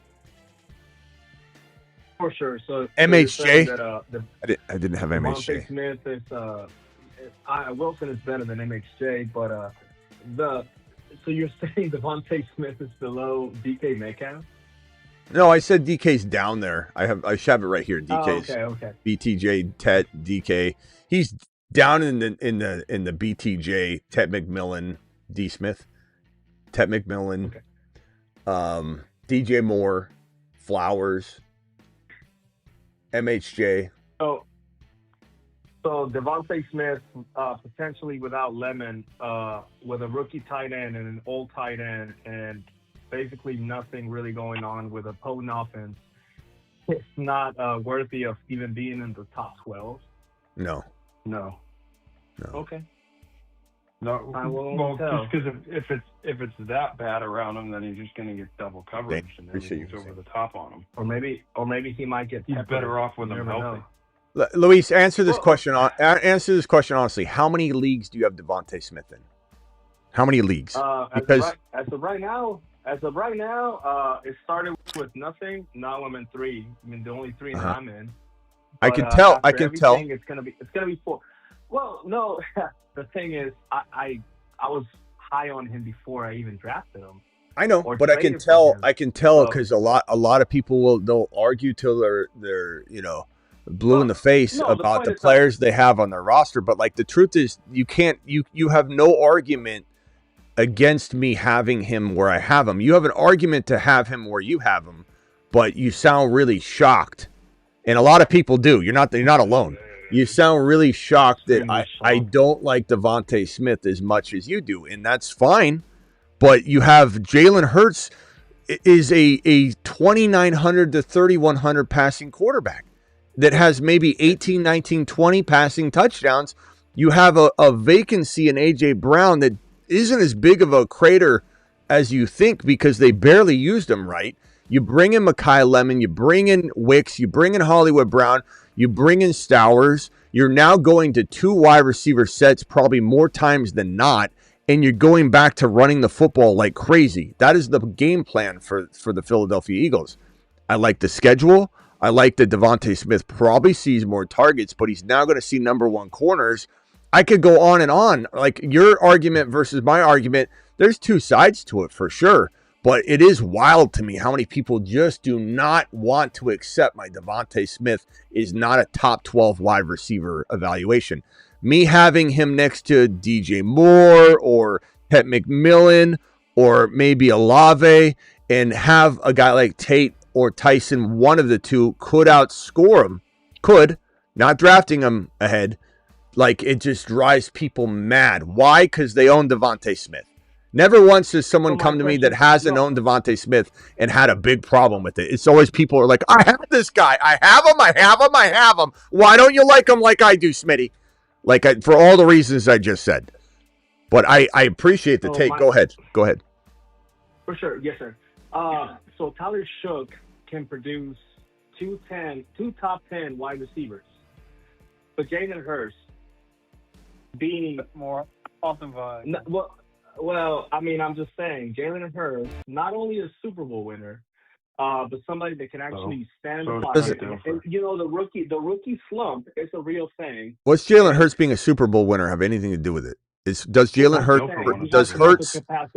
Does Hurts produce fantasy numbers or not? It's not about what he's done in the NFL. It has nothing to do. There's nothing to do. So, okay. But Tyler Shook in 10 games. So if you extrapolate, he's not gonna be that much above Jalen Hurts when it comes to passing yards. But somehow, some way, he is allowed to have. Give me just because I don't have time. It's 23. It's 10 games. It's 2,300 yards. Jalen Hurts in 2025, whatever games he played, it was 3,200 yards. But for some reason, you're saying I got it right here. Go ahead, Travis. Hit us with I look. Aaron Rodgers produced 2 top 10 wide receivers, and you could say till you're blue in the face that Hurts brings this or brings that, but you have Aaron Rodgers who's actually throwing from it's not a great season, but he produces I think it was number 10 and number 11 in Adams and Garrett Wilson. You think Shuck can't do it? Shuck can absolutely do it. Shuck's he's in an offense that can throw. He can't do it. I'm just saying that Jalen you don't like my Hurts. You don't like my assessment of Devontae Smith, but I've told you 5 different ways of why. I don't know how else I can tell you. Devontae Smith is going to face number 1 corners. He's a player that I very much talked up coming out of college. Probably won't find an analyst that was more high on him coming out of college. But the problem is when people prop him up too high because they're too excited. When Michael Pittman was going in the 2nd round And I kept yelling at people saying, why? Just because there's opportunities there, stop putting this guy on a pedestal where I've got to tear him down and say, this is too high of an expectation. Like Devontae Smith, here's the thing. Are you taking Devontae Smith at the 24-25 turn, Luis? I'm taking him like 28, 29.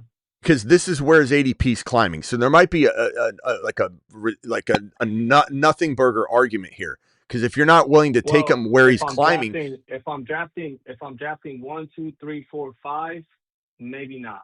But if I'm drafting 6, 7, 8, 9, 10, 11, 12, right? But his ADP is climbing steadily. That doesn't dictate where I draft. Right, but you're not going to own him. So you're not going to own him. He's soon going to climb to a territory because of what I just said. What if I'm not drafting 1 through 5? I'm drafting 6 to 12. If I'm drafting 6 to 12, I'm like, okay, I'm gonna. No, I don't think that you're understanding. It's. I'm not gonna draft him if I'm in that. Like his ADP rose a little bit. That it went up, cool.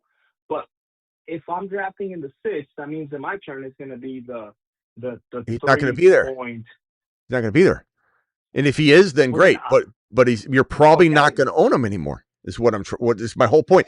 This is like when not everybody's gonna draft. When we had this argument with Mike from San Diego, and I started to tell him that Devontae Smith was climbing to the middle of the 3, and he's like arguing with me about Devontae Smith, and I go, "Are you taking him at 3.5?" And he's like, "No, I wouldn't take him there. That's where his ADP is." He's like, "Well, then I guess I'm not taking him." We wasted this whole time arguing about it. Like that's the whole point. Is his ADP was right in the middle of 3 before the trade. What? What the heck was that? Sound like the Three Stooges. What is that? Who's making the noises? No idea, man. All right. Tate versus Devontae Smith in Dynasty. That's a good one. We'll talk about that. We can go with that direction. I like that. Yeah. I like that. See me, thank you for the $2 hauler, my boy. Thank you, Hammer, for the super chat. Thank you, Luis, for the earlier super chat. Luis, let's do this on the Dynasty because we're gonna get into it over there.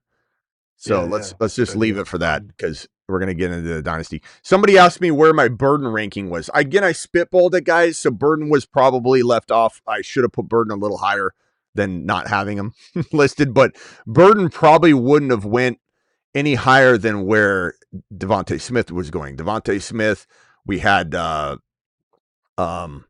Burden, Smith, DJ Moore. It was redraft. It was not Dynasty. DJ Moore, DK was below. The 2 rookies, Tyson and Tate, were below. And then I don't know. I forgot a couple. Again, I was spitballing. We were more so trying to figure out where AJB was, and AJB ended up being, what did I have him, like 7 or 8, something like that? 8, somewhere around there. Yeah, so that's what we're trying. 8. I left off. I'm sorry. I was spitballing it. I left off Burden. I left off Devontae Smith. I left off Adams and Evans, but we rectified that on the ranking before I erased it. And there's probably someone else. I admit it. There's probably somebody else I'm leaving off. I was spitballing it for AJB alone. So I left it off. See me, thank you for the $2 super chat. Hammer, thank you for the super chat. Luis, what else you got? Because we'll get into this on the other stream. Hey man, what 2 bets you got going on? The Devontae Smith one and the versus Tate. I believe. What side challenges? Yeah, I think it was the Bryce Young. Bryce Young and forgot. Judkins. Okay. All right, cool. We didn't have a Devontae Smith one? I don't think so. We might have. Oh, I don't know. Okay, cool. No, that's cool. Judkins versus who was it again? Man, I can't see the board. Like, kind of Price. I'll just be wondering sometimes. Yes, Price. You're right. Yeah, you're right. It was Price. Yeah, Judkins Price through week 17. Okay, it was. Yeah, Judkins Price. Which I have the challenge board over here. I got to put these on here anyway because I don't have them on my marker board here. So Luis, Judkins, Smitty, Price, week 17. And then the other one was Bryce Young. Luis says 13 or higher. Bryce Young. Luis. Smitty. Bryce Young. If Jalen Hurts didn't run, he's kind of like Bryce Young. Yeah, but Jalen Hurts was the last 2 years, as we said earlier. Well, he was QB. Well, we'll get into it on the Dynasty channel. We'll get on the yeah, for sure.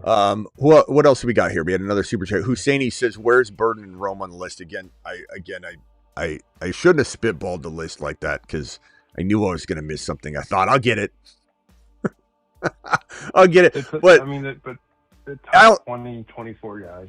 Yeah, and I also had 2 people on the phone, and we still missed Evans and Adams when I was doing it, and we missed Burden. But it's hard. It's also really hard to do a rankings list because you're going to, and I'm not saying I'm afraid to trip up people or trigger people into it, but you're going to trigger a lot of ill feelings when you do a rankings list. So many people are going to get in their feelings. Where's my Devontae Smith? Where's my Ted McMillan? Where's my Burden? How come you don't have my player here? How come you don't have my player there? Like, I'm going to have it differently than you. The further we get into the ranking, the more discrepancy there's going to be. Try doing a top 10 against somebody, and you're going to have major discrepancy. You know, and the fact funny. That... What? I was going to say it's funny because half the time, like, we've had debates and arguments and stuff, and then you realize, like, oh, why don't you have him here? And you go, well, I have him at 10. Where do you have him? And they'll say 13. Yeah, that's the 3-spot difference, you know. That's the worst. It's like, or when I'm sitting on the phone with, and Michael from San Diego decided to change his tune a little bit, and he will now draft Devontae Smith even a little higher than he said than before. But we're sitting here arguing on the phone line that Devontae Smith was climbing to here, and he's like, how could you not like him, blah, blah, blah, blah, blah. And then I'm like, his ADP's 3.5, 3.6. He's like, but would you take him there? No. So, like, what are we even talking about? And so we'll talk about this when we get to the Dynasty show, but it's craziness. Anything else before we dip out and go straight to Dynasty? For those that don't know, we go on the Dynasty show pretty much every single night at about 1 a.m. Eastern, 2 a.m. Eastern. It kind of depends on when. But here's the link if anybody wants to tap in. Luis, you going to be there? I might. Yeah, I'll probably do that. Yeah. Okay, cool. Oh wait, question. ADP. Yeah. So you would draft Tyson and Tate 3.3, right? Because you're ranking them over Devontae Smith. Okay, what about 4? 4.4? 4.4, no. So you're not gonna draft Devontae Smith in 4.4? No. No, you don't have to. That's all I need to know. I don't have to, Luis. Well, okay. You do know that ADP should be used to your advantage, correct? Why would I draft? I think Hendy could be top 5. If I'm doing like in a vacuum, what's my expectation for Hendy? If I was doing like a bold ranking where I say, look, I think Hendy's going to be 5. Watch this. Would I take Hendy in round 1? No. Do I take Josh Allen in the first round at 1 QB? Hell no, because I can get him in 3. Like, you got to take players. Like, how is that a gotcha question in any way? Which it's not about a gotcha question. It sounded like it. All I said, that's all I needed to know. Thank you so much. I mean, I didn't say that thank you so much, but I was Tyson's curious why you would be there. Well, because according to you, he's going 6.5 or something like that, Devonta, and then also with Malik Neighbors because 6.5. Malik Neighbors, because I mean after Tate McLaurin, I didn't see originally. I'm still like so I watch it from my phone, and I've told you this before. And I don't watch it on my computer. I don't have an iPad. I'm literally watching it from my phone. So I have the headphones on. I have my headphones set on. So I'm not watching everything. I'm literally just looking at a little screen that's like 5-6 inches wide. I mean, it's tall. So I'm just looking, and I'm looking at pictures of the show. I don't have access to everything. I don't have access to Google. I'm not looking on the site. I'm just going based on what I'm seeing. So when I say that, it's like I see this little screenshot that I took, and I'm just reading off that. So whenever Well, you like I rank said, something, I have to I go based on that question. missed placing Devontae. He's not even on the ranking list. I missed putting Burden on. I was spitballing a ranking. And when you said Devontae Smith, I said, yes, you're correct. And I will put Tyson and Tate below him. I think I even said DK Metcalf below him, Devontae Smith. I said, honestly, I probably put Ted and Devontae side by side, both of which I think are overdrafted. So I don't know what you were looking at, but I didn't have Devontae Smith on the list, but I admitted that even to you. So like where would I put him? I don't have the list anymore, but I would definitely put him below players like obviously Pickens, Buka, Rice, Adams, Ladd. And then when I start getting to like BTJs and Tysons and Tates, I know I can get them later. So I'm really ranking Devontae Smith above those guys, but I'd rather draft the other guys at their cost of entry and take an RB where everybody's grabbing Devontae Smith in the middle or top of round 3. I want nothing. I want 0 shares of Devontae Smith at the top of round 3. 0. And even if I'm wrong, I won't be wrong because I'll be grabbing a player that's going to easily be worth that same value. And I didn't have to take the risk of holding my breath all year that Devontae Smith delivered on top 3 round value because he's going to have to be the best of his best at all times. No injuries. Hurts has got to be a baller. And he's got to really consume more targets, which is not something that. And we'll do this on the Dynasty channel because we're just going to rehash all this. So I should just go. I mean, prayers up to my boy Daniel, but I should just go ahead and draft Sadiq because he's in round 13 when he can give me top 8, top like 5 value in tight end, right? Like I should just do that instead of drafting a sure thing. But I understand you don't believe in the. I don't know. Like, I don't know what that. I don't even know what that means. Draft Sadiq. What's Sadiq have anything to do with this? And what's wrong with drafting Sadiq at his cost? You're playing the ADP. So if you rank them and you're saying, hey, Sadiq, the offense might not be there, but then you can because if I'm wrong, I'm still right because I didn't overdraft them. That's kind of what you're saying. Well, you know? so playing along what you're saying, drafting Sadiq in the deep into the double-digit rounds, and you mess up, you're not losing anything. Like so I don't really know. I'm not really following what that has to do with not drafting Devontae Smith at 3.3. Are you trying to win, or are you trying to just play the safe game? Luis, I'm sorry, Luis. I'm sorry, but this is you're not. This doesn't even make sense. Am I trying to win?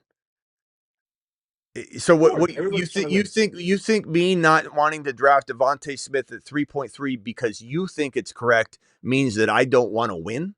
Because I don't value Devontae Smith at 3. I never said you don't have to. I never said you have to draft him at ADP.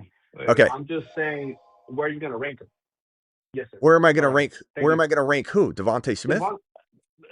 Yeah, because I mean, like, whenever I came in, like.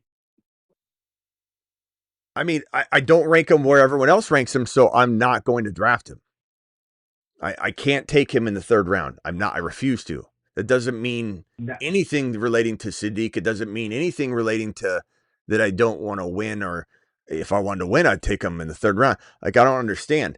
I mean, it's as simple as this. I don't value Devontae Smith the way you value him. So the odds are, given his ADP is so far above where I feel like he should be ranked, I will have 0 shares of Devontae Smith, unfortunately. And I like the guy. But it doesn't, because everybody else is overvaluing him, I can't even partake. And I look like a hater on Devontae Smith when I'm not. I've been a big supporter of Devontae Smith. But drafting Devontae Smith as a high 3rd round pick is giving you a team that will not win your league, in my opinion. And if I'm wrong on that, I'm still taking somebody right where you're taking Devontae Smith, and I'm not holding my breath all year. And I'll look over at you and go, okay, I drafted the right player. He did amazing. You ended up getting what you said you were going to get out of Devontae Smith. High five. We both crushed it. But I didn't have to hold my breath all year because you're going to have to hold your breath all year long if you draft him at 3.3. Now, one time how I drafted him above round 4. But I'm not talking about that, Luis. I'm talking about right now he goes at 3.3, 3.2, 3.4. It's not about the ADP. It's about where you rank him as a true wide, like as a wide receiver. That's where my thing was. And I don't really. I didn't rank him because I was going through the AJB rank. I already said this. I left him off. I left Burden off. I left Devontae because I got to the end and I just started trying to spitball the names. And I've already said that I would have ranked him probably here. And I told you. And I don't know. I don't know what. Let's go to the Dynasty channel because we're going to have to rehash this all again on the Dynasty channel because we're talking about that. So we'll save it for that. And we'll be over there. What was the Dynasty channel? It was what? It was I have no idea. Devontae Smith versus Tate. That'll be an interesting Dynasty conversation. I assume you'll be Team Devontae Smith, so that'll be good. And I can tell you, Hammer will be Team Tate for sure. So we'll have two different perspectives from the jump. And I'm probably going to be Team Tate, but there's arguments to be made that if Tate is going as high as Devontae Smith's being ranked, I might not own either of them. Like that's what ADP does. Is sometimes you're drafting guys, sometimes you're not. From a dynasty perspective, though, this will get interesting where we feel Tate should be ranked. I'm all in on Tate. I'm even more all in on Tyson.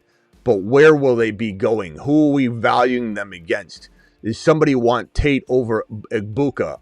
No way in hell I'm taking Tate over Ibuka, and I love Tate. No way I'm taking Tyson over Ibuka. Pickens, what's Pickens worth? Tate and what for Pickens? We'll talk about all that on the Dynasty channel. And you can bring your Devontae Smith takes over there because we'll definitely need them. People will agree with you, man. There are a lot of people that like Devontae Smith.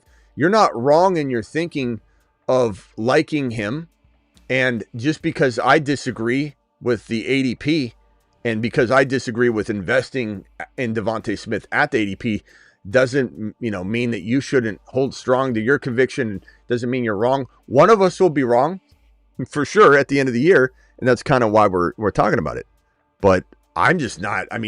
I just find it funny when people are shocked as hell and they get so mad where I rank Devontae Smith. It irks them.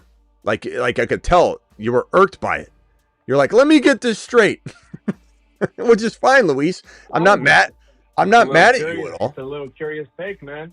Everybody has their own opinion. That's what it is. It is so beautiful. You know what I mean? And I'm not mad at you for your take. I'm just laughing because people get so bent out of shape when you don't value their players high enough. It's crazy. When at the end of the day, I think Tyson is a buzz, so that doesn't bug you, right? I'm glad there are people that think he's a bust because then he'll be a value. I'm glad that. I'm glad you're glad. I'm glad you're glad. So it's just we're just playing. It takes two to tangle sometimes. So we just go back and sometimes. Forth, Sometimes it just takes one to tangle because some of you Devontae Smith believers, you tangle with yourself. Clearly, I'm here because you've been. I understand it. You've been doing this for over 25 years, and I get it. So I just want to learn from the best. I want to be a student to the teacher. Well, and I just didn't. I'm not mad, man. I'm not always. I'm mad. Look, Luis, I'm not always right. I'm gonna be wrong. No, nobody. I'm gonna be guaranteed. Right, we will be millionaires. I'm gonna be guaranteed to miss at least 25% of everything I say this year, like big takes, not like. Yeah, and I'm probably gonna be 40 to 50. So that's okay. If anybody watching has Devontae Smith where they have him, like trust your gut. But people come at my take a little bit aggressive sometimes. Like that's my take. It is what it is. I know some people don't like it. Well, let me get this straight. The Caleb and the Devontae Smith and the Ted McMillan rankings that I have piss people off. Just like, and I'm not saying it's going to be the exact same thing. I'm not calling Ted a bust. I'm not calling Devontae Smith a bust. I'm not calling Caleb a bust. I haven't even called Caleb a bust. These three players I rank differently. And for whatever reason, these three players very similar, not in terms of them busting like I predicted with Pittman or with Deontay Johnson, but it has a very similar ring to it. A very similar possessive, upset possessively about the valuation that I'm giving, because the saturation of ownership, there's just a cultic following behind Pittman. There was a cultic following behind Deontay Johnson. And every show, practically, I'd have a Pittman person trying to butt heads with me over and over. You're going to be so wrong about Michael Pittman Jr. He's so worth exactly the ADP that Devontae Smith is at right now. Michael Pittman Jr. and Deontay Johnson were both going at the exact same ADP as Devontae Smith, and they had just as much hype. It's rinse and repeat. I feel like Devontae Smith's better than both of them, and I don't want to hear from anybody, oh, Devontae Smith's so much better. You go back in time and argue that with the person that was in here yelling and screaming at me consistently because I didn't have Pittman in the second round. I didn't have Deontay Johnson in the bottom of the second round. You're going to see, Smitty, the same song and dance. I do believe Devontae Smith is better than both those guys. I don't think Devontae Smith's a bust. I knew Pittman and Deontay were going to be busts, especially at their valuation. But I like Devontae Smith. Problem is, everybody else likes him too, and they like him way too much. So I can't partake. I can't draft him anywhere. I got no Devontae Smith shares, and I probably won't. Because guess what? Everyone's going to drive his value right into the 3.1, 3.2, 3.3. If we're lucky, 3.4. If you're really lucky, 3.5. And I just don't see that. I'm going to see that on the regular. Devontae Smith went in the draft that we just drafted. Let's see. He went at, mid 3, was it? I don't think that's going to stay. But we'll see. If he stays there, I'm a lot more okay with you doing it. I'm still probably not going to partake. Maybe he doesn't move at all. We'll have to see where the ADP settles. But I can tell you right now, there hasn't been enough adjustment at all to even know where he's going to settle. But I would venture to say he climbs to the other side, the higher end of the 30s than of the 25 to 36. He'll climb to the other side of the midway point, not be right in the smack in the middle. So maybe you'll get lucky and he's there at 3.5, 3.4, 3.6 all offseason. We'll see. Let's get over to the Dynasty channel. We keep rehashing this. We're going to go over it all of it. Luis, call in then, okay? Yes, sir. All right, later, bro. Rock out. Final thoughts, and we're out of here. Catch you on the Dynasty. All right, later, bro. Appreciate you. Guys, we're over on Dynasty in T-minus 4 or 5 minutes. Here's the Dynasty link right there. Boom. There it is. Appreciate Hammer dropping the $20 super chat at the beginning. We had Luis dropping a gifted membership over on Rumble. We had Simi Valley with the $2 Hammer with the $5 that said Tate versus Titan Dynasty. I like that idea a lot. I've got 3 super chats over on this side of the fence. Luis, thank you for the super chat. Luis, you know I'm not mad at you. They're going to come hard with a take, and your boy's going to respond a little bit aggressively too, but there's no animosity between Luis and I. Luis, Kiko with the $20 super chat, Husseini with the $5 super chat. Appreciate every single one of you. We'll be back in T-minus 5 minutes or so. And then this one right here, ladies and gentlemen, this one right here, Underdog promo code Smitty. The link is pinned in the live chat still. The link is in the description of the video. Code Smitty gets it done as well. Underdog will match your first deposit 50% all the way up to $1,000 in bonus credit on your account. So if you want to draft like we did tonight. And Marco dropping a final super chat on the way out the building. Marco, you're the GOAT, pal. Appreciate you. See you all on Dynasty in T-minus 5 minutes. Link is again, I'll drop it one more time right there. It's also in the description of the video if you're watching a replay. Dose.